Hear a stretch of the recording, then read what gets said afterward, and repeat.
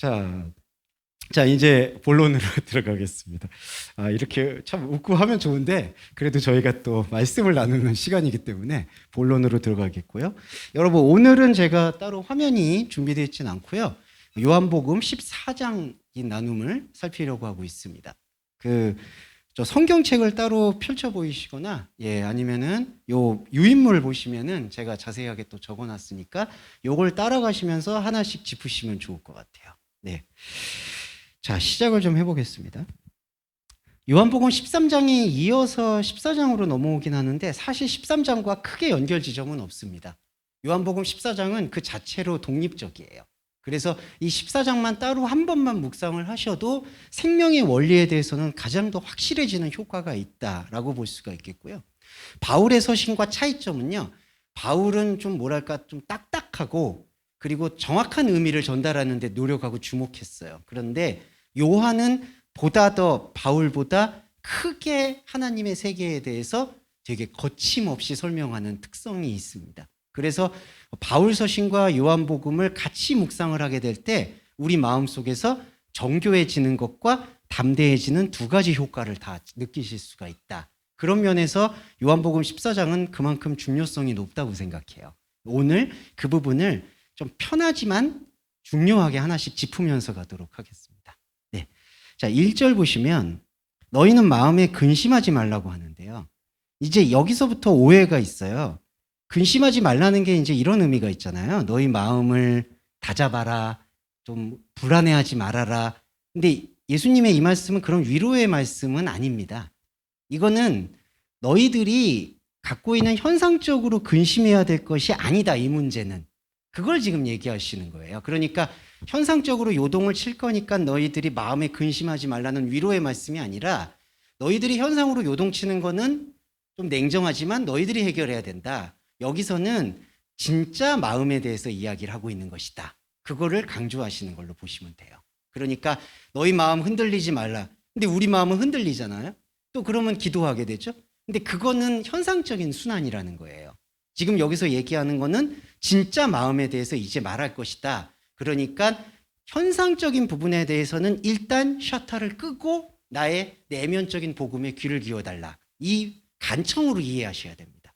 그래서 우리도 마음에 근심하지 말아야지. 우리 주일이니까 좋은 말씀, 위로받는 말씀 갖고 가야지. 이런 생각은 약간 내려놓으시고 셔터를 끄고 내면의 하나님의 진리에 대해서 눈을 뜨면 오히려 현상적인 삶은 더 잠잠해진다라고 저는 확신합니다. 그게 마음에 근심하지 말라는 뜻이에요. 네. 그리고 하나님을 믿으니 또 나를 믿으라는데 이거는 두 가지 의미가 있습니다. 자, 하나님을 믿는다라는 거는 좋은 의미는 아니에요. 우리가 하나님을 믿는다는 거는 안타깝지만 다 우상의 껍질에 씌워져 있습니다. 자, 사람마다 생각하는 하나님이 있죠.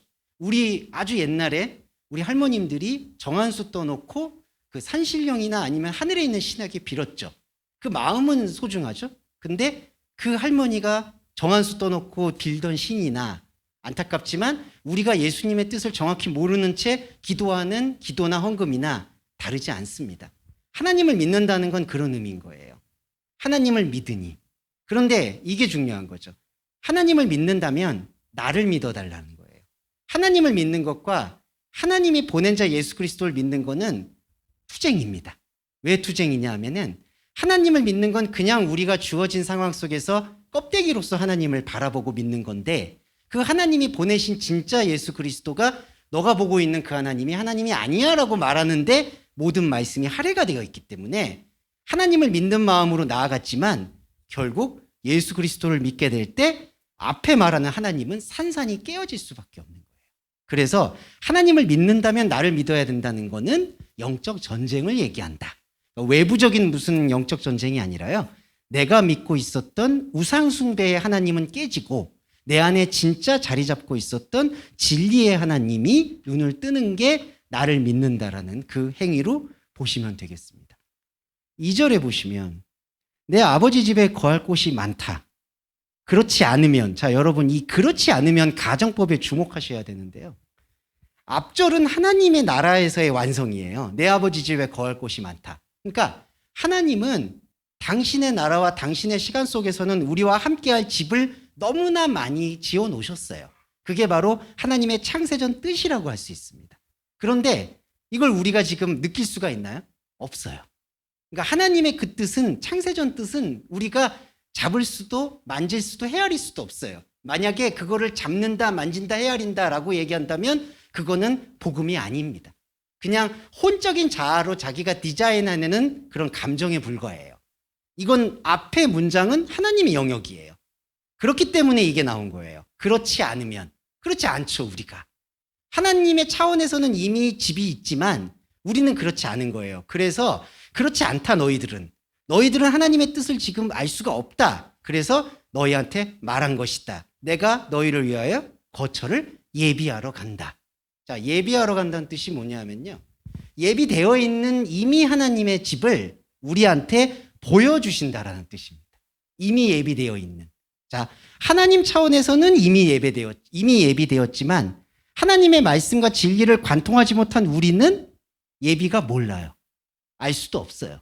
그런데 예수님이 지금 그 말씀을 저희가 지금 이 순간 카이로스와 크로노스가 만나는 이 접점에서 이 말씀을 지금 하신 거예요. 예비한다, 예비되었다. 예수님이 그 말씀을 하셨다라는 것을 우리가 우상숭배적인 의미가 아닌 말씀의 십자가 의미로 이걸 지금 저와 여러분이 받아들이면 이 예비된 것은 우리한테 실제가 되는 거예요. 예, 이거 이해되시죠? 그렇지 않으면 너한테 이렇다. 지금 말씀하셨잖아. 이 말씀. 이게 우리한테 예비된 것으로 나온 거예요. 그런데 이렇게 예비되어진 말씀이 우리한테 오히려 추상적인 게 아니라 확실하게 들어오려면 3절에 다시 오는 행위가 필요한 거예요. 내가 다시 와서 너희를 내게로 영접한다.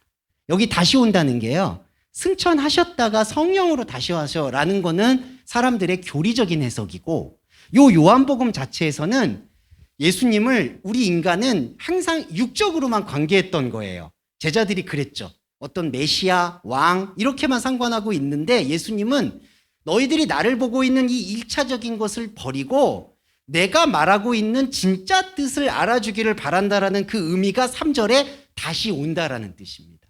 한 가지 예를 들어보면 예수님이 무리를 걸으셨죠. 그러면 실제로 그때 저는 기적을 지지하거든요. 당연히 예수님이 전능하시기 때문에 하실 수 있다고 확신해요. 그런데 그게 확신에만 머물러지면 아무 의미가 없는 거죠. 예수님이 무리를 걸었다라는 것을 예수님이 하나님 아들이니까 무리를 걸으셨어. 찬양해야 돼. 이거는 다시 오신 의미가 아니라는 거예요. 그러면 무리를 걸으셨다라는 것을 다시 왔다라는 의미로 우리가 받아들이는 것은 어떤 묵상일까요? 물이라는 것은 우리 인생의 욕망을 뜻하고 그 물 위라는 것은 그 욕망과 상관없는 지점에서 그분은 활동하셨다라는 것을 묵상하고 깨우치는 그러한 묵상 활동, 말씀 활동이 바로 3절에 다시 오는 거예요. 그러니까 예수님은 항상 다시 오시는 거예요. 우리가 그분을 다시 오는 것으로 보지 못하고 있다는 거죠. 그거를 지금 3절에서 표현하고 있습니다. 자, 그리고 이제 결정적인 부분들이 이제 4절에서부터 전개가 되는데, 내가 어디로 가는지 그 길을 너희가 안다라고 되어 있습니다. 근데 이거는 좀 해석이 필요해요. 내가 가고 있는 그곳, 그 길을 너희는 안다. 이렇게 표현을 합니다. 그러니까 이거는 어떤 차이점이 있는지 좀 말씀드릴게요. 한글 번역에서는 내가 어디로 가고 있는지 그 길을 너희가 안다. 그러면 이 길에 대한 이해가 뭐냐면요. 여러분, 길이라고 생각하실 때에는 항상 우리 크로노스적인 생각에서는 목적지를 염두에 두거든요. 그러니까 길을 걷는다라는 것을 그냥 걷는다라고 생각하지는 않죠. 심지어 올레길을 걸어도 내 건강이나 치유를 위해서 걷는다고 하죠. 그것도 목적이에요.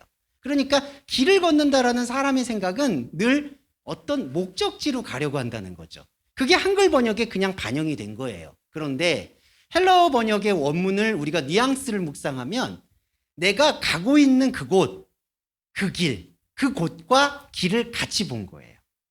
이게 무슨 뜻이냐면은 쉽게 말씀드려서 예수님은 목적지가 있는 게 아니라는 거예요. 예. 그럼 목적지가 없다라면 그 길은 왜 걸어야 될까요? 자, 사람이 봤을 때는 사람의 본성은 목적지가 반드시 있어야지 길을 걷는 거예요. 그게 인간의 본성이에요. 그런데 그 인간의 본성이 전부가 아님을 우리한테 보여주시는 거예요. 길 자체가 생명이다. 그게 여러분 다음 장에 보시면 6절에 내가 길이요 진리요 생명이라고 표현할 때 정확히 드러납니다. 그러니까 우리가 너무 단순하게 그냥 예수님 길이시고 진리시고 생명이구나. 이거는 그냥 나이브한 생각인 거죠. 그냥 예수님 길이고 생명이야. 좋아. 이게 아니라요. 예수님 자체가 길이고 진리고 생명이라는 것은 우리가 예수님을 통해서 천국으로 간다 이런 얘기가 아니라 예수님의 말씀이 우리한테 보이는 그 자리가 곧 길이고 진리고 생명이다. 하나님 나라다. 이렇게 인식을 해야 된다는 거죠. 자, 예수님이 도구가 되면 안 돼요. 이게 무슨 뜻이냐? 내가 예수님을 믿어서 천국에 가겠지. 자, 이 발상 자체가 선악과적 발상이라는 거예요. 예수님을 통해서 가야지. 예수님을 느껴서 가야지. 이게 아니에요. 예수님을 느끼는 것, 예수님을 발견하는 것 자체가 천국이고 말씀이고 구원이라는 거예요.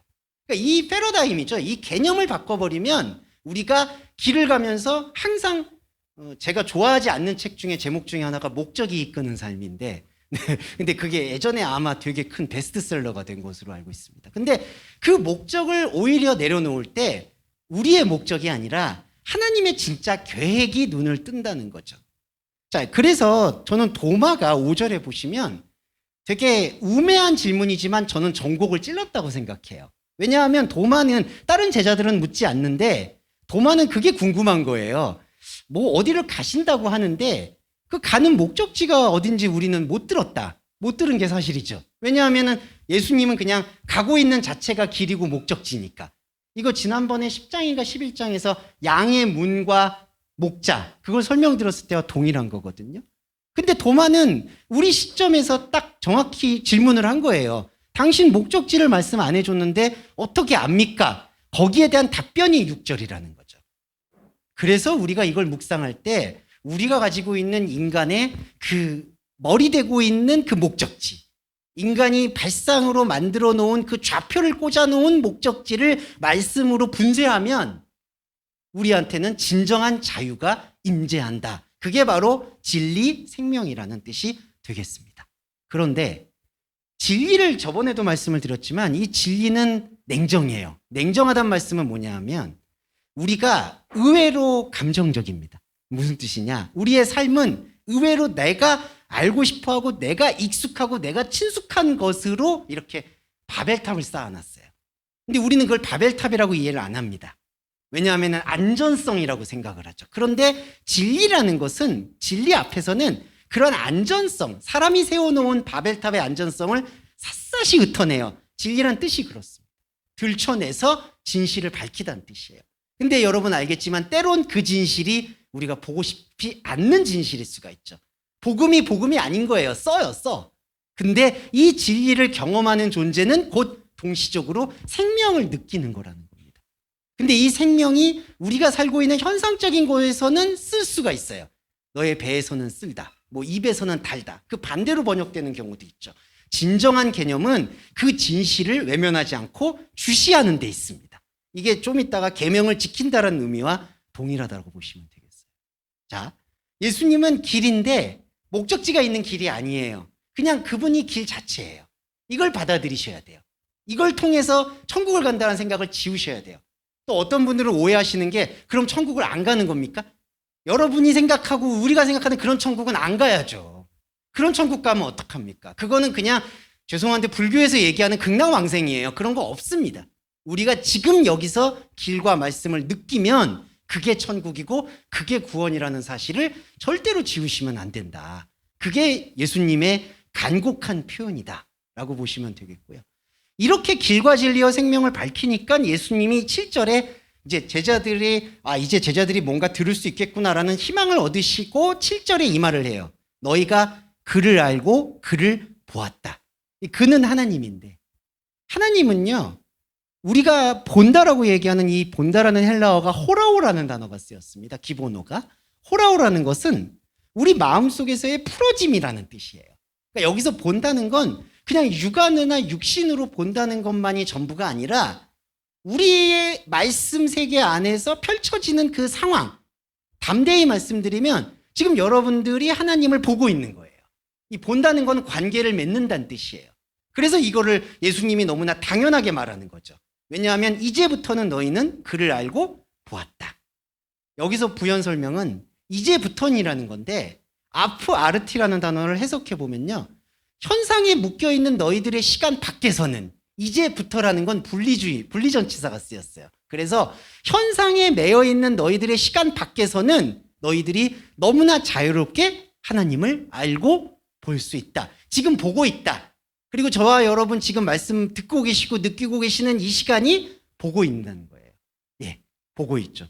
근데 이게 빌립과 완전히 달라요. 빌립은 뭐냐면 아버지를 우리한테 보여달라고 얘기해요. 근데 이 보여달라는 단어가 다릅니다. 단어 자체가.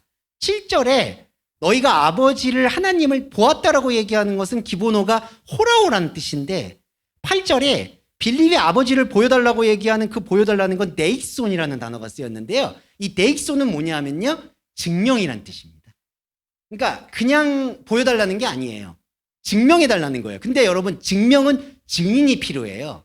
이게 뭐냐? 이게 얼마나 빌립이 3년 동안 헛짓을 했는지를 확증해 주냐 하면 자, 예수님이 느낄 때에는 예수님과 권사님이 계실 때 예수님이 그냥 권사님하고 상관하고 있잖아요. 이게 보는 거라고 말씀하신 거예요. 근데 권사님은 그거를 어떻게 오해를 하냐면은 우리 둘이 보면 뭐합니까? 다른 사람이 분명하게 우리 둘 안에서 있는 관계를 입증을 해줘야지 그게 맞는 거지. 그래서 족하겠다라는 게 법정 용어거든요. 이래야지 성립이 되는 겁니다. 우리 왕이라는 게 즉위식이 있어야 되고 내용 증명이 있어야 되고 법적인 효력이 있어야 됩니다. 그거 다 외부에서 증명을 받는 거예요. 그러니까 저와 여러분도 내가 그리스도인인 것을 증명받기 위해서 다른 사람이 봐주는 나, 다른 사람이 평가하는 나로 계속해서 살아왔다라는 것을 우리가 부정할 수가 없어요. 저 역시 마찬가지고. 그래서 빌립이 이렇게 얘기를 하는 거예요. 당신과 나만 알고 있으면 뭐합니까? 다른 사람이 그거를 증명해줘야지. 이게 표적이고 이적이 되는 거예요. 근데 예수님이 여기서 고통스럽게 대답을 해요. 내가 빌립아 9절에 내가 이렇게 오래 너희와 함께 있을 때 내가 나를 알지 못하느냐. 이거는 알지 못하느냐라는 질문이 탄식입니다. 이렇게 오래라는 거는 이렇게 오랜 시간이라는 뜻이 아니라 너는 여전히 이 오래라는 게 크로노스라는 단어거든요. 너는 여전히 나를 크로노스적으로 보고 있으니까 알지 못하는 것 아니냐. 내가 지금까지 말한 것들을 어떻게 이렇게 이해하느냐라는 탄식이라는 거죠. 네. 그러니까 예수님의 따라다니는 제자들의 현 주소가 3년 가까이 되어 있는 현 주소가 이런데 이게 단지 3년일까요? 이 사람들 다 재산 팔고 들어왔잖아요. 모든 걸 건 사람들이에요. 그런데 모든 걸 걸었다라는 그 신념이 있는 사람들이 이 정도면 과연 우리가 죄송한데 이런 관계로 신앙생활을 하면 비교 대상이 될까요? 이 초대 사도들은 순교까지 가고 했는데 이렇게 비교해서 신앙생활하면 우리가 지금 시대에선 냉정히 말하면 그런 방식으로라면 구원받을 사람 아무도 없어요. 이때 당시가 그런데요. 그렇죠? 그러니까 우리가 구원과 길과 생명의 방식을 완전히 바꾸라고 얘기하는 게 예수님의 영적 주문이고 그 영적 주문을 오늘 우리가 말씀으로 받아들이면 그게 천국이 된다는 거예요. 이거를 느끼셔야만 저는 하나님과의 온전한 교감, 다른 복음에 뒤섞이지 않는 온전한 생명의 다림줄이 확보가 되는 거다라고 확신 있게 말씀드릴 수가 있는 거죠. 제가 이 시간에서 여러분과 이 아까운 시간에 다른 얘기를 한다는 게 얼마나 고통스러운 일이겠어요. 이거는 이제 우리가 완전히 버리고 내려놓아야 될 태도라고 생각이 듭니다. 자, 이게 빌립의 질문이고 예수님의 답변이었고 그 다음에 이거예요. 10절과 11절에서 이게 좀 오해가 있어요. 사람들이 이게 해석을 하는데 오해가 있으신데 10절에 내가 너희한테 이르는 말은 스스로 하는 게 아니라 이렇게 돼 있는데 요거는 거꾸로 번역을 하셔야 돼요. 아포헤아우토라는 단어는 뭐냐면요. 내가 너희한테 이르는 말은 내 스스로 아닌 것으로 말한 적이 한 번도 없다는 뜻이에요. 그러니까 이거는 우리가 번역을 할 때 아마 아버지를 높여드리려고 이렇게 번역한 걸로 전 유추가 돼요. 스스로 한 게 아니다. 내가 한 게 아니라 아버지가. 이게 아니라 내가 떠나서 한 적은 한 번도 없다. 예수님이 그렇게 말씀하신 거예요. 그러니까 내 스스로가 아닌 것은 한 번도 얘기한 적이 없다. 예수님은 스스로 우리한테 내어준 거예요. 왜 이렇게 말씀하실까요? 우리도 그걸 원하시는 거예요. 자, 예수님이 하나의 미랄이 돼서 우리 안에 들어온 거죠. 그러니까 예수님 스스로 하시는 거예요, 이게. 근데 그게 우리 안에도, 제 안에도 이 말씀의 씨앗이 떨어져서 생명을 잉태하죠. 그러면 내가 예수 그리스도를 얘기해요. 이게 스스로 하는 거예요, 여러분. 이게 나쁜 의미가 아니에요. 내 안에 말씀이 성립이 돼서 내 스스로 하나님 앞에 일어서서 남자답게 강건하게 신앙 고백을 하는 거예요. 그게 바로 스스로 한다는 거예요. 예수님의 뜻은요, 하나님의 뜻을 그대로 이어받은 거예요. 하나님은 스스로 세워지는 존재와 관계 맺기를 원하는 거예요. 자기에게 의존되거나 자기에게 뭔가 종속이 되는 종과 노예로서 자녀를 사랑하는 게 아니라는 거예요. 너는 나한테 있어서 아들이자 하나님 그 자신이다. 그러니까 이게 이제 많은 분들이 오해를 하시니까 아, 우리가 하나님이구나. 이게 아니라 하나님이 불러주시는 하나님이라는 거죠.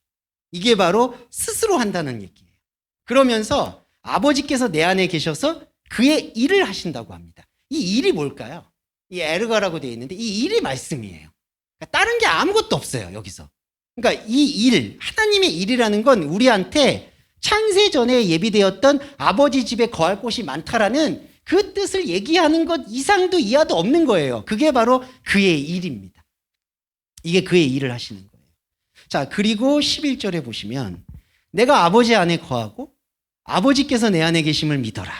그렇지 못하겠거든. 그러니까 여러분 이거 또 나왔죠. 그렇지 못하겠거든. 자, 이거 앞에서 보시면 2절에도 나왔죠. 그렇지 못하면 가정법. 그렇지 못하는 거예요. 그러니까 이거는 하나님 영역에서의 선포예요. 내가 아버지 안에 거하고 아버지께서 내 안에 계심을 믿어라. 근데 여러분 이거를 우리가 믿을 수 있나요? 현상적으로 못 믿습니다. 믿는다라고 얘기하는 거는 거대한 거짓말이에요. 아, 내 마음속에서 하나님의 평안이 밀려왔습니다. 하나님의 평강이 느껴집니다. 그거 죄송하지만 거짓말입니다. 무슨 거짓말이냐? 마음의 힐링은 받을 수가 있겠죠. 근데 그 마음의 힐링은요, 여러분 유튜브에서 ASMR만 들어도 마음의 평안은 밀려와요. 예, 얼마나 좋은 프로그램들이 많습니까? 잠이 안 올 때 들려주죠. 마음의 평안을 얻을 때 들려주죠. 그 평안을 얘기하는 게 아닌 거예요. 여기서 안에 계시고 아버지께서 내 안에 계심을 믿는 거 우리가 믿지 못하는 거예요. 영적인 영역이거든요. 그런데 그 영적인 영역이 지금 우리의 현상세계 앞에 펼쳐지는 것을 이걸로 표현한 거예요. 그렇지 못하면 행하는 그 일을 통해서 나를 믿어라. 행하는 그 일이 뭐죠? 아까 말씀드렸던 하나님의 계획, 말씀의 원리라는 거예요. 그러니까 우리가 지금 이 예배를 통해서 그 말씀의 원리를 지금 느끼셨죠? 말씀의 원리를 느끼고 있죠? 그러면은 이게 바로 앞의 문장, 아버지 안에 있고 내가 아버지 안에 있고 아버지가 내 안에 있다라는 사실이 믿음으로 확증이 된다는 거예요. 여기서 믿음은 오해하지 마셔야 되는 게 아, 내가 마음으로 감정적으로 이렇게 믿었구나. 이게 아니에요, 전혀. 우리 안에 전혀 더듬거리듯 추상적으로 이렇게 막 여러분 눈먼 사람이 이렇게 걸어다니는 느낌처럼 되게 더듬더듬거리지만 분명하게 존재하고 있는 하나님의 길이고 하나님의 첩경이고 하나님의 은혜구나라는 것을 깨닫고 느끼게 되는 게 우리 차원에서는 행하는 그 일, 이 말씀의 행위를 통해서만 확증하게 된다는 것이죠. 네, 이게 저와 여러분 안에 확고하게 드러나야 되는 것이고 한 가지 더 말씀을 드리면 11절에 아버지 안에 거하고 아버지가 내 안에 계심이라는 이 상황이 뭐냐면요. 이게 좀 어렵지만 들어주세요. 아버지 안에 있고 아버지께서 내 안에 있는 이 상황이 말씀이 몸이 된 상황입니다. 바울이 말하는 그 소마라는 거 기억하시죠? 말씀이 몸이 되었다. 이거예요. 이게 이 첫 번째 문장이. 근데 우리가 하나님의 말씀을 통해서 이 상황에 대해서 지금은 현상적으로 그냥 읽은 거죠. 아버지 안에 있고 내 안에 계심을 현상적으로 읽었지만 하나님께서는 지금 이 시간을 통해서 그 말씀을 듣고 느낀 여러분 안에 이 말씀의 집, 말씀의 몸을 보여주신다는 거예요. 그럼 여러분 이 말씀의 몸이 뭐냐 하면은 고린도전서 15장에서 말하는 부활이에요, 이게. 이 부활의 몸이 없으면요, 여러분 어떻게 되는 걸까요? 이 부활이 몸이 없는 채로 영원히 사는 거예요. 그게 바로 심판의 부활이고 우리가 전통적으로 얘기하는 지옥입니다. 네, 이 말씀의 몸이. 그러니까 이 말씀의 몸은요, 우리 여러분 이 육체가 죽어서 어디 뭐 분자구조 속에 있다가 마지막 날 재림 때 다 들려 올라가지고 이게 다시 구성되고 이거 아니에요.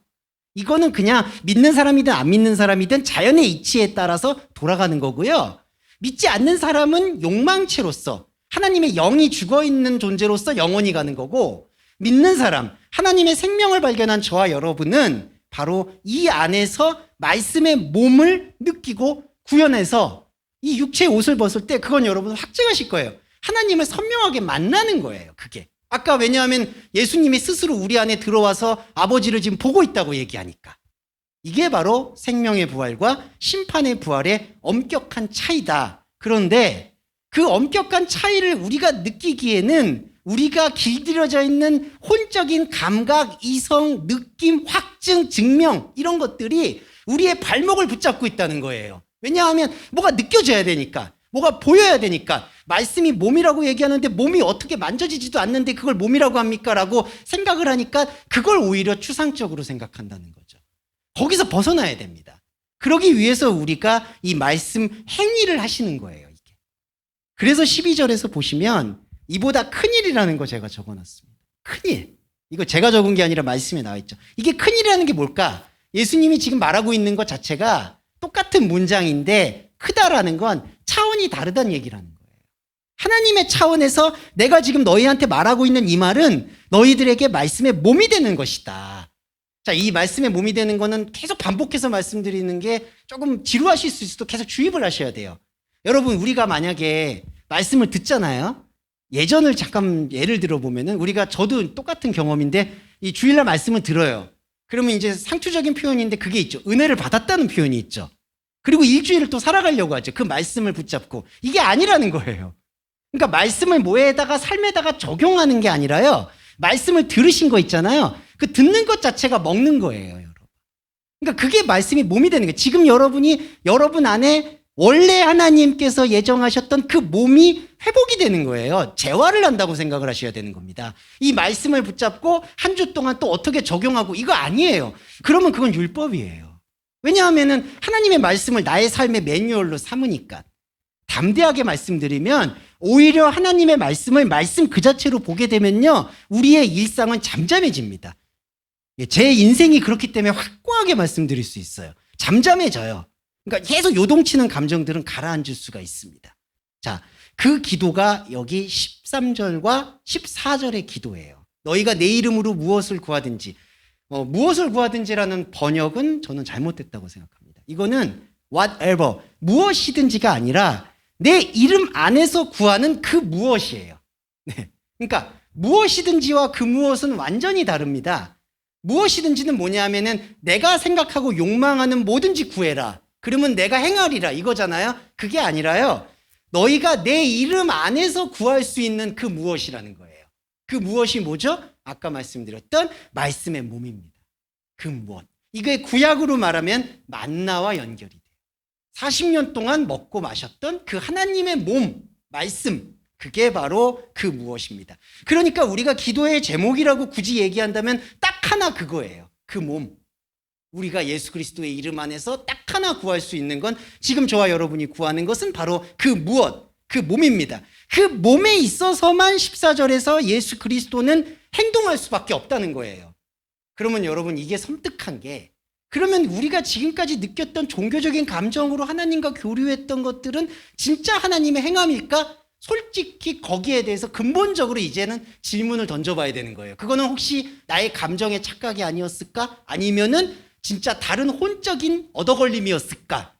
이제 이런 것들을 냉정하게 도키마죠. 구분해 나가면서 진짜 기도와 진짜 본질이 저와 여러분 안에서 말씀의 몸으로 나타난다라고 확신하시면 될 것 같아요.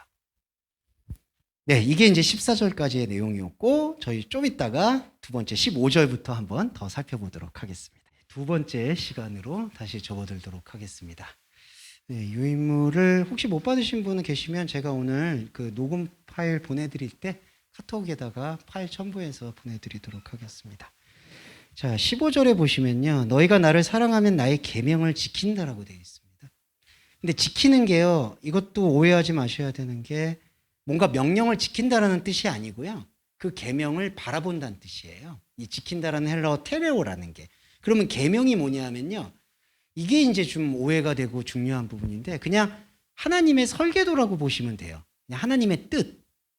근데 이게 또 오해가 이제 계속 오해는 뭐냐면 하나님이 이런 뜻이 있어. 하나님이 이런 뜻을 성취하기 위해서 내가 무언가를 해야 돼. 이렇게 생각하는 게 바로 사람의 생각이라는 거예요. 계명은 하나님의 뜻이고요. 그 뜻을 그냥 지켜보는 게 우리한테는 가장 중요한 신앙생활입니다. 근데 이게 왜 어려울까요? 사람이 시간적 존재라서 그래요. 계속 무언가 시간을 갖고 흐르기 때문에 계속해서 뭔가를 지키려고 하는 게 바로 사람의 본성입니다. 자, 지키고 안 지키고가 아니라 말씀을 바라보고 주시하는 것. 그게 바로 계명을 지키는 거고 그게 곧 생명이라고 보시면 되겠어요. 자, 그리고 16절을 좀 설명드릴게요. 내가 아버지께 구해요. 자, 예수님에게 유일하게 아버지께 구하는 게 이거예요. 또 다른 보혜사예요. 자, 이거 좀 오해하지 말고 잘 들어주세요. 예수님도 보혜사예요. 파라클라토스. 예수님도 우리 옆에서 당신의 뜻을 설명해 주세요. 근데 그 예수님의 뜻을 우리가 들으려면 우리 안에도 보혜사가 있어야 돼요. 원래 있는 보혜사. 이게 우리 안에 있는 보혜사가 바로 또 다른 보혜사예요. 이게 자, 우리는 이 보혜사를 우리의 능력과 의지로 발굴할 수가 없어요. 그러니까 우리의 혼적인 자아로는 그 보혜사가 안 나타나요. 근데 예수 그리스도의 보혜사 파라클로토스가 우리 안에 말씀으로 접점을 일으키고 우리가 가지고 있는 혼적인 생각이 부서지는 경험을 하게 되면 예수 그리스도의 파라클레토스와 내 안에 있는 파라클레토스 보혜사가 서로 만나요. 이게 놀라운 거예요. 예수 그리스도의 보혜사와 내 안에 있는 보혜사가 만나요. 그게 바로 또 다른 보혜사예요. 또 다른 보혜사는 너희한테 줬다라고 하시죠? 이게 원래 있는 거예요. 또 다른 보혜사를 너희에게 주사. 이게 우리 안에 있는 거예요. 또 다른 보혜사. 이게 무슨 또 다른 보혜사가 존재로 다 존재한다 이런 게 아니라요. 예수님도 보혜사. 그 예수님의 보혜사의 말씀을 일으키고 느끼는 그 우리 안에 있는 보혜사. 그게 바로 또 다른 보혜사예요. 이 또 다른 보혜사가 우리한테 어떤 역할을 해주냐면요. 우리한테 말씀의 몸의 자리를 계속 보여줘요. 이때 보이는 게 어떤 거냐면 말씀의 눈이 열리는 행위가 바로 보인다라고 볼 수 있습니다. 자, 또 다른 보혜사가 우리 안에 있어요. 그래서 보세요. 17절에 그 또 다른 보혜사가 진리의 영이라고 표현하는 거예요.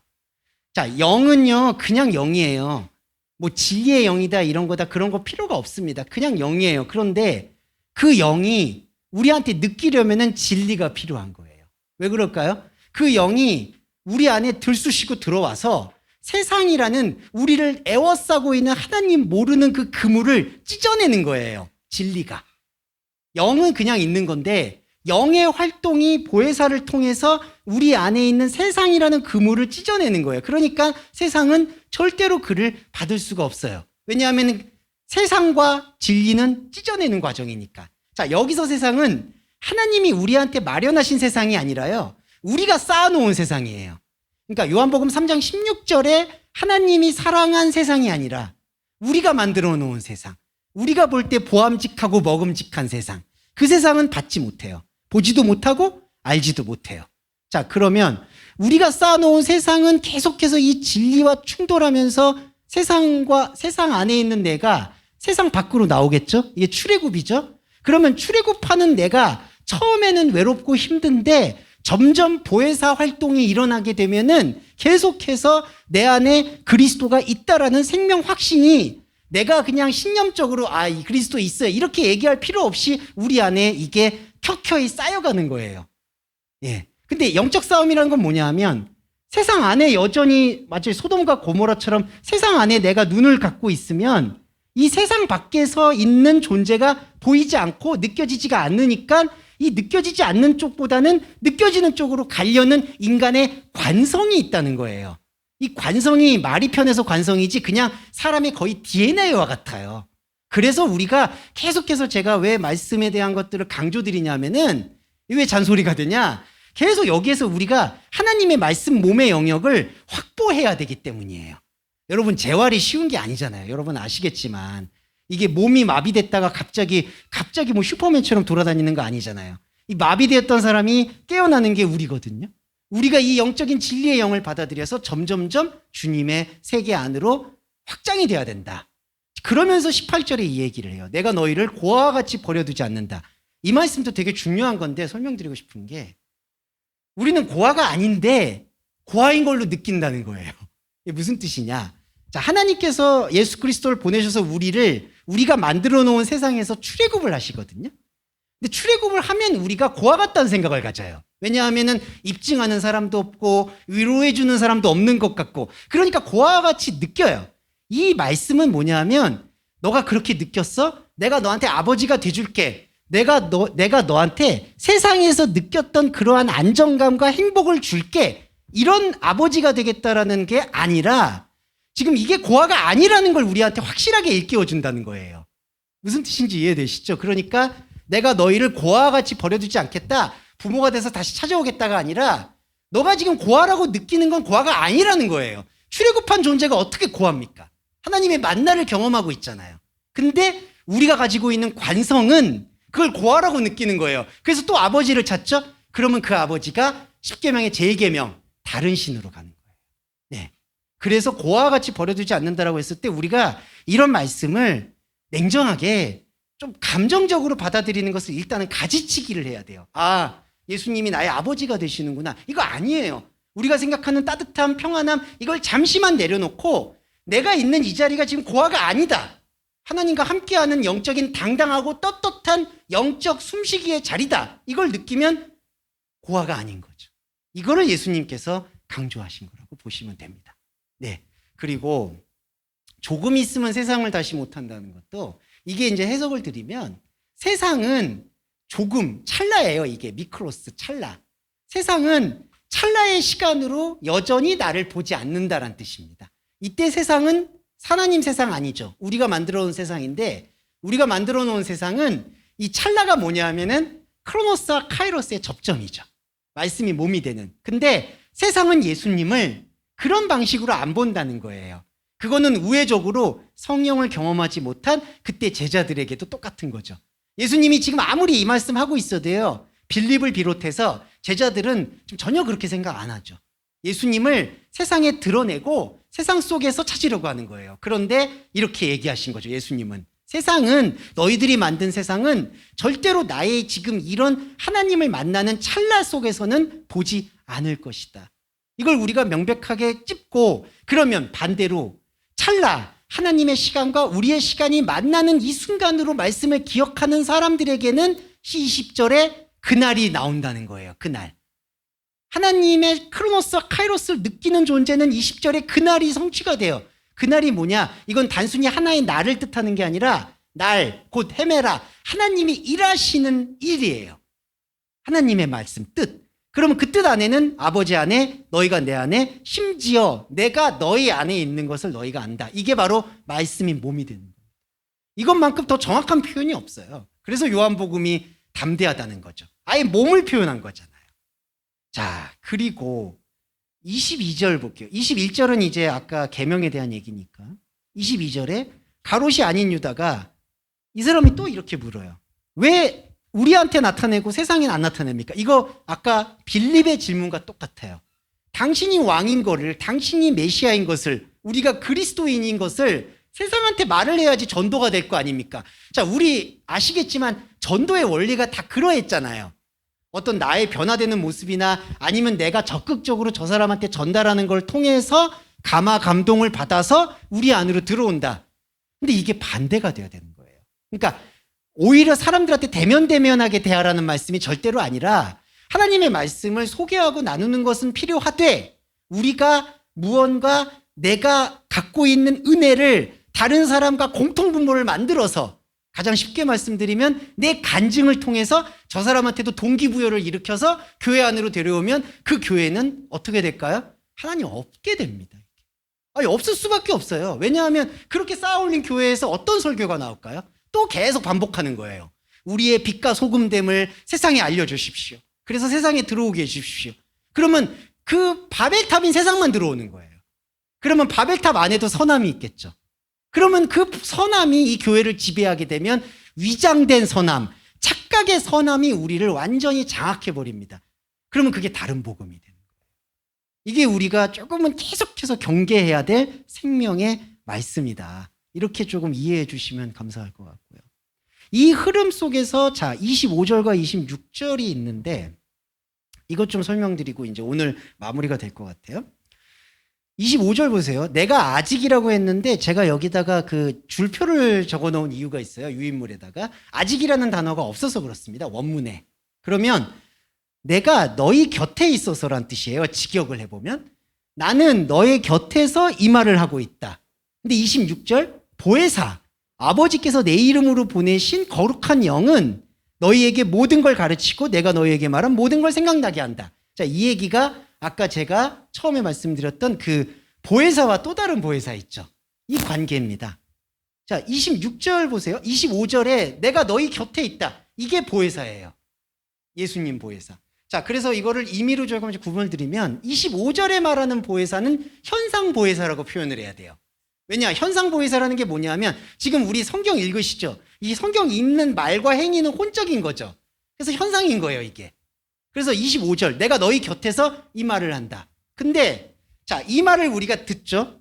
그러면 이게 세상과 다른 게 뭐냐면 예수님의 말씀은 우리가 가지고 있는 세상의 만족과 접점을 일으키는 게 아니라 그 세상의 내면 있죠. 처음 말씀드렸던 원래 있는 자리, 여러분과 저는 절대로 보지 못하지만 하나님께서 예비하셨던 그 자리에 있는 그 영적인 체계, 그 체계와 예수 그리스도의 현상의 말씀은 걸어맺는 거예요. 이게 붙어요. 이게 커넥팅이라고 표현하죠. 이걸 히브리어로 알파벳으로 말하면 차대라고 해서 낚싯바늘이라고 얘기합니다.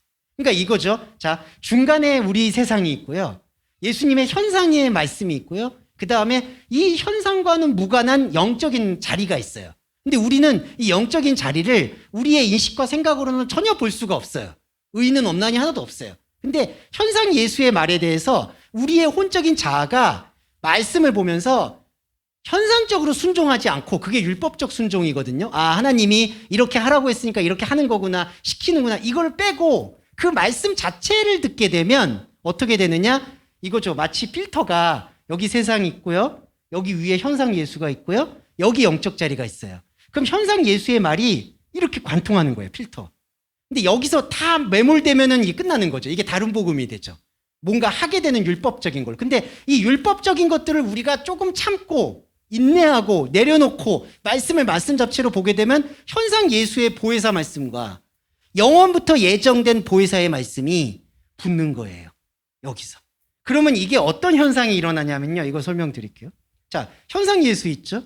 영적 보혜사 있죠? 중간에 우리예요, 여러분. 이게 우리라고 보시면 돼요. 근데 우리가 익숙한 방식으로 예수 그리스도를 여기다가 다 가두지 않고 이렇게 연결되게 만들죠. 현상 보혜사, 영적 보혜사. 이렇게 연결되죠. 그러면 어떻게 되냐면요. 이게 그냥 머무는 게 아니라 순환을 해요. 오르고 내려요. 그 말씀 기억나시죠? 야곱의 사다리처럼 오르고 내려요. 그러면 요게 어떻게 되죠? 요 중간에 있는 우리가 이게 변하는 거예요. 이게 제가 아까 이제 담담해진다, 평안해진다, 이게 뭐냐 하면은 이 오고 내린 영적 보혜사와 현상 보혜사가 계속해서 만나면 그 자리에 우리가 노출이 되죠. 그러면 우리도 모르는 사이에 이 현상 세계가 변화하는 거예요. 그게 회개가 되는 거예요. 그러니까 현상 세계에서 우리가 우리 노력으로 회개하는 거는 회개가 아니고요. 이 영적 보혜사와 현상 보혜사가 계속 만나서 스파크를 일으키는 그 영적 자리가 우리 안에서 확장되면 확장될수록 우리 안에 진짜 평안이 오는 것이다. 그래서 27절에 평안을 너희한테 끼친다라고 얘기한 거예요. 그래서 여기서 정리해 보겠습니다. 처음에는요, 1절에서는 마음에 근심하지 말라고 했잖아요. 근심만 등장했죠. 근데 27절에서 이 장을 마무리하면서 두려워하지 말라는 거래요. 자, 이 두려움은요, 종교적 두려움을 뜻합니다. 아까 제가 쉽게 말씀드렸듯이 현상의 보혜사가 영적인 보혜사하고 채널링, 곧 이게 주파수를 맞추려고 해요. 근데 이 영적인 보혜사는 우리 눈에 잡히지도 않고 유익도 안 되는 것 같고 소용이 없어 보이니까 일단 이거를 우리의 자아가 밀어내놓고 말씀을 무언가로 계속 접목점을 일으키려고 해요. 그게 두려움이에요, 여러분. 거기서 우상이 나와요. 거기서 하나님이 나와요. 제일 안타까운 건 그렇게 나오는 하나님을 이 보이는, 눈에 보이는 말씀과 연결 짓는 거예요. 아, 하나님이 말씀하셨잖아. 이렇게 말씀하셨어. 이렇게 말씀하셨어. 그러면은 영적 보혜사와 현상 보혜사의 만남은 이루어지지가 않는 거죠. 이게 바로 두려움이에요. 그래서 두려워하지 말라고 하는 거예요. 그러니까 여기서는 감정적 두려움이 아니라는 것을 여러분께서 같이 이해하시면 좋을 것 같고요. 30절만 말씀드리고 오늘 마무리하겠습니다. 지금 5분인데요. 30절에 이후에는 내가 너희와 말을 많이 하지 않는다. 근데 이 이후라는 것도요, 이 시간이 지나면 그게 아니라요, 이 시간이라는 현상적인 것이 아닌 경우에서는 내가 너희와 말을 많이 할 수가 없다. 많이 할 이유가 없다. 그 뜻이에요. 그럼 여기서 30절에서 내가 너희와 말을 많이 하지 않겠다는 이 말은 어떤 말이냐? 사실은 우리가 가지고 있는 현상적인 세계에 대한 호소예요. 이게 무슨 뜻이냐면요. 이게 좀 어려운데 예수님이 말을 많이 안 한다는 건요. 우리가 말씀을 볼 때 그 말씀에서 이제 보는 영적인 이제 묵상의 기법인데 예수님의 말씀에서 현상적인 것들을 계속 걷어내는 작업들을 해야 돼요. 그러니까 우리가 예수님에 대해서 의외로가 아니라 너무나 당연히 현상적으로 예수님은 이래야 돼, 이래야 돼 이런 그 결박들이 상당히 많아요. 그걸 이른바 선입견이라고 합니다. 예수님은 나한테 이래야 돼, 이래야 돼. 그거를 점점 걷어내요. 그래서 되게 객관적이 돼요. 예수님 말씀이. 이 말씀이 나의 삶에 도움도 없고 아무것도 없고 되게 뭔가 그냥 투명한 벽을 느끼듯이 그냥 보게 되는 상태. 그게 말을 많이 않게 되는 상태예요. 근데 이 말이 어떻게 중요하냐? 이렇게 되게 되면요. 우리가 가지고 있는 산상순에서 말하는 중언부언이 사라져요. 그러니까 자꾸 뭔가 부연 설명을 해. 예수님은 이런 분이야. 예수는 이래. 예수는 이런 것들을 걷어내잖아요. 그러면 여러분과 예수님 사이에서는 하나만 드러나요. 뭐가 드러나느냐? 오히려 세상이 드러납니다. 이 세상은 어떤 세상? 하나님과 함께하는 세상이 드러나요. 근데 여기 보세요. 이 세상 임금이 온다라고 하죠. 이거 미래 시제가 아니라 이미 왔다라는 표현입니다. 자, 원래 세상은 임금이 없어요.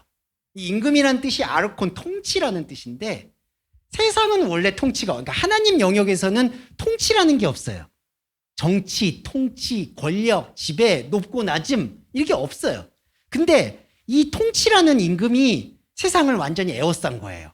쉽게 말씀드려서 만약에 제 자신이 하나님과 함께 있다면 통치받지 않는 그러니까 세상에 통치받지 않는 하나님과 연결된 존재예요. 이게 무슨 세상에 대해서 아무렇게나 한다 이런 통치를 얘기하는 게 아니라요. 세상을 바라보는 방식을 완전히 바꾸는 사람이 진짜 그리스도인이에요. 그런데 이 세상이 원죄의 세상인데 이 세상이 지금 무엇으로 다 도색이 돼버렸냐면은 통치로 도색이 돼버린 거예요. 그러니까 보암직하고 먹음직한 세상은 다 통치라는 그런 행위로 복종이 돼버린 거예요. 그러니까 이 복종은요, 우리가 가족을 대할 때도, 사람을 대할 때도, 무엇을 대할 때도 모든 게 다 이렇게 얽매여 있어요. 심지어 말씀을 통해서도 얽매여 있죠, 여러분. 말씀을 통해서 오히려 더 강하죠. 하나님한테 복종하세요, 통치하세요. 근데 이 세상 임금이 나와 관계할 게 없다고 하는 거예요, 그 통치가.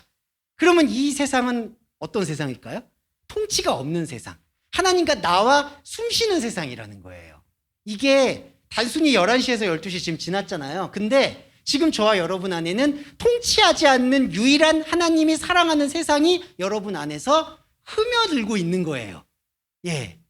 자, 이제 아이러니한 게 이것만 말씀드릴게요. 여러분 스며들고 있습니다라고 설명을 드릴 때 우리의 DNA는 스며들고 있다라면 뭐가 나와야지라는 게 필연적으로 있어요. 죄송한데 여러분 그걸 이제 끊어내는 거예요. 이거 뭐가 안 나올 거야. 안 나와도 상관없어. 그러니까 쉽게 말해서 내가 그 예배하고 가니까 뭔가 영적으로 완전히 달라졌어. 말씀이 달리고 이런 게 없어라도 지금 여러분 안에 하나님의 영적인 생명과 몸이 스며들었다. 그걸 여러분이 들으시는 거예요. 그냥. 그러면 이 진짜 몸이 있습니다. 증명할 수가 없는. 증명되지 않는. 그래서 조금은 답답하지만 분명하게 스며들 수밖에 없다. 네. 자, 여러분 제가 이 이상한 현란한 말로 여러분을 막 이렇게 낚싯바늘 이거 절대로 아니에요. 저와 여러분 잘 아시겠지만 우리 동서말씀교회가 무슨 유익이 있길래 무슨 부귀영화를 보려고 여러분도 오셨겠습니까? 제가 하겠습니까? 아무것도 없잖아요. 그래서 저는 오히려 가장 투명하다고 생각이 들어요. 이 부분에 대해서. 저의 인간적 결함과 상관없이 그리스도의 생명, 그게 저와 여러분 사이에 공통분모로 흐르고 있다. 그 말씀의 몸을 저와 여러분이 확증한 이상은 거기에 대해서만큼은 저와 여러분의 영적인 진보는 계속되고 있다. 이렇게 말씀드릴 수 있겠습니다. 자, 오늘 고생 많으셨고요. 마무리 기도와 그리고 주기도문으로 오늘 예배 마무리하도록 하겠습니다. 사랑의 주님, 요한복음 14장을 읽었습니다. 재작년에 읽었던 말씀과 또 층위가 달라졌습니다. 말씀을 묵상하고 연구할 때마다 솔직히 두려움은 있습니다.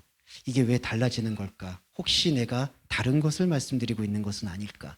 하지만 주님, 이것이 같은 줄기 안에서의 깊이라고 저는 확신합니다.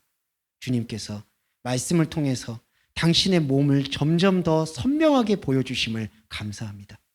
이 감사는 상투적인 감사가 아니라 정말 밑바닥에서부터 기로 올리는 영적인 감동임을 고백합니다. 사랑하는 주님, 하지만 이러한 영적 감동에도 불구하고 우리의 시간은 잔인하게 이를 데 없습니다. 관성과 습관과 인간이 갖고 있는 욕망의 DNA가 하나님의 말씀과 생각을 느끼고 나눌 그런 결을조차 주지 않는 것이 다반사입니다. 주님, 간절히 구하옵기는 우리가 구하는 단 하나의 기도는 내 안에서, 성도 여러분들의 마음 안에서 예수 그리스도만 보일 수 있도록, 말씀만 보일 수 있도록 영육 간에 하나님 말씀을 보고 느끼고 인지할 수 있는 그런 시간과 마음과 관계를 허락해 주시기를 간절히 소원합니다. 몸이 아파 힘든 시간을 보내야 될 분도 계십니다. 경제적인 어려움 때문에 교회에 나오는 것조차 힘들 수도 있습니다. 또한 관계의 어려움 때문에, 감정과 어려움 때문에 하나님을 만나지 못하는 것들이 있을 수도 있습니다. 주님, 구하옵기는 이러한 여러 가지 어려움과 방해에도 불구하고 오직 현상적으로 하나님을 느끼는 그리스도와의 영적 결합만이 우리를 새로운 생명으로 인도해 준다라는 것을 긍정하고 느끼고 알아가고자 하는 우리 동서말씀교회 지체 여러분들에게 이러한 현상적인 어려움들이 잠잠하게 되기를 간절히 그리고 떳떳하게 청구합니다. 주님의 말씀은 우리 안에 약속입니다. 이 약속은 우리 안에 영원한 생명일 것입니다. 감사하며 예수 그리스도의 이름으로 기도드립니다. 아멘. 주기도문 함께 하겠습니다. 하늘에 계신 우리 아버지여, 이름이 거룩히 여김을 받으시오며 나라에 임하옵시며 뜻이 하늘에서 이루어진 것 같이 땅에서도 이루어지이다. 오늘날 우리에게 일용할 양식을 주옵시고 우리가 우리에게 죄 지은 자를 사하여 준 것 같이 우리의 죄를 사하여 주옵시고 우리를 시험에 들게 하지 마옵시며 다만 악에서 구하옵소서. 대개 나라와 권세와 영광이 아버지께 영원히 있사옵나이다. 아멘.